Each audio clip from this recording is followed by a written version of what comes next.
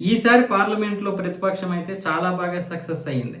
ఎలాగైనా సరే ఈ యొక్క మహిళా సాధికారత బిల్లు, అలాగే డీలిమిటేషన్ బిల్లు పాస్ అవ్వకూడదని పక్కా ప్లాన్‌తో ఇప్పుడు సీజేపీతో వీళ్ళు చేస్తున్నటువంటి నిరసనలు బయట, ఇటువైపు లోపలేమొచ్చేసి దీని గురించి తప్ప ఇంకో దాని గురించి మాట్లాడకూడదు. ప్రతిపక్షాలన్నీ కూడా దీని గురించి ముక్తఖండంగా మాట్లాడితే ఇప్పుడు బీజేపీ ఇంత కష్టపడి 3 వంతుల్లో 2 వంతులు మెజారిటీ ఏదైతే సంపాదించిందో ఒక 4, 5 స్థానాలు తక్కువ 354 వరకు సంపాదించినటువంటి ఆ స్థానాలను ఎలాగైనా సరే ఇప్పుడు ఈ బిల్లులు పాస్ కానివ్వకుండా ఎందుకు పనికి రాకుండా చేయాలని చెప్పి అంటే ఎంపీలందరినీ కూడగట్టారు కదా, వాటన్నింటినీ కూడా ఏమీ కాకుండా బిల్లులు ఎట్టి పరిస్థితుల్లోనూ పాస్ అవ్వకూడదంటే ఇప్పుడు ఈ నీటు ప్రశ్న పేపర్ ఏదైతే ఉందో ఆ లీకేజ్ గురించే మాట్లాడాలి.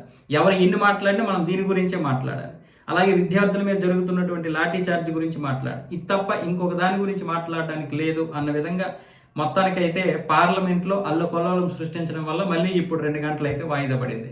బహుశా ఈ వర్షాకాల సమావేశాల్లో ఈ 2 బిల్లుల్ని పాస్ అవ్వనివ్వకుండా చూడడమే వాళ్ళ యొక్క ప్రధానమైనటువంటి ముఖ్య ఉద్దేశం. దీంతో పాటు వందే మాతరం బిల్లు, తప్పనిసరి వందే మాతరం ఏదైతే ఉందో అది, అలాగే ఈ మత మార్పిడికి సంబంధించినటువంటి బిల్లు ఏదైతే ఉందో బయట నుంచి వస్తున్నటువంటి ఈ ఫండింగ్ కూడా ఆగిపోవాలని ఇప్పుడు కేంద్ర ప్రభుత్వం ఒక బిల్లు తీసుకొచ్చింది. అలాగే దాన్ని ఆపకుండా చేయడం కోసం ఇప్పుడు వీళ్ళేమొచ్చేసి తీవ్రంగా ప్రయత్నాలు చేస్తున్నారు.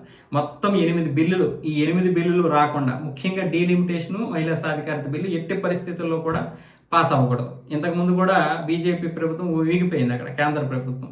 ఈసారి ఎలాగైనా సరే ఈ 2 బిల్లులు పాస్ చేద్దామని ప్లాన్ చేసింది. కానీ దీనికి ఈ విధంగా నీట్ ప్రశ్నాపత్రం లీకేజ్ని బాగా ఉపయోగించుకున్నారు.